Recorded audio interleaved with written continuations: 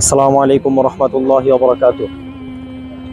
আলহামদুলিল্লাহ, আমরা বিশেষ করে এখন আছি নাফ নদীর পাড়ে, বাংলাদেশের টেকনাফের একেবারে শেষ প্রান্তে।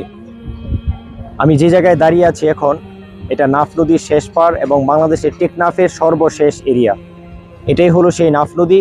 আর ওই যে দূরে দেখতে পাচ্ছেন আপনারা পাহাড়গুলো, এটা হলো মায়ানমার, অর্থাৎ আমাদের দেশের ওপার। গত অর্ধশতকের উপরে সেই মায়ানমারে আরাকান অঞ্চলে আমাদের মুসলমান ভাই বোনদের উপরে নির্যাতনের সর্বোচ্চ স্ট্রিম রোলার চালায় বুদ্ধরা।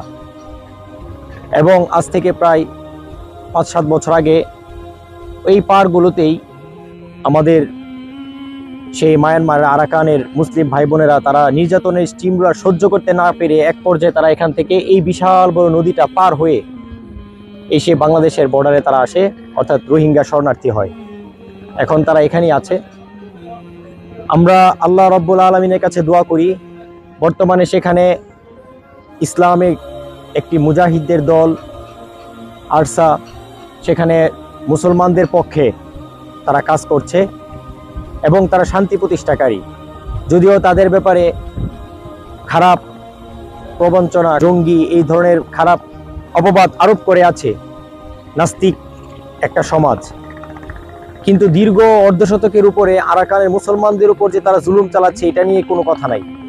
তো আমরা দোয়া করি আল্লাহ রাব্বুল আলামিন যেন আমাদের সেই হারিয়ে যাওয়া আরাকান এবং আমাদের মুসলিম ভূখণ্ডগুলো যেন আল্লাহ রাব্বুল আলামিন আমাদের কাছে আবার ফিরিয়ে দেন। আমরা যেন ইসলামকে সুদূর প্রসারিতভাবে সব জায়গায় ছড়িয়ে দিতে পারি, ইসলামের দাওয়াত প্রান্ত থেকে প্রান্ত ছড়িয়ে দিতে পারি। এবং আল্লাহ রাসূল সাল্লাল্লাহু আলাইহি সাল্লামের ভবিষ্যৎবাণী এটা আছে যে ইনশাআল্লাহ ইসলামের বিজয় হবে। এবং আমরা আশাবাদী সেই মায়ানমার, আরাকান এই অঞ্চলগুলো একদিন মুসলিমদের করতলে চলে আসবে। আমরা এটা বিজয় করব এবং আমাদের মুসলিম মা বোনেরা তারা নিরাপত্তার সাথে আল্লাহ রাব্বুল আলামিনের জমিনের মধ্যে আল্লাহর আইনগুলো নিরাপত্তার সাথে মানতে পারবে। আল্লাহ রাব্বুল আলামিন কবুল করে নেন। আপনারা সবাই দোয়া করবেন। আসসালামু আলাইকুম রহমতুল্লাহি ওয়া বারাকাতুহু।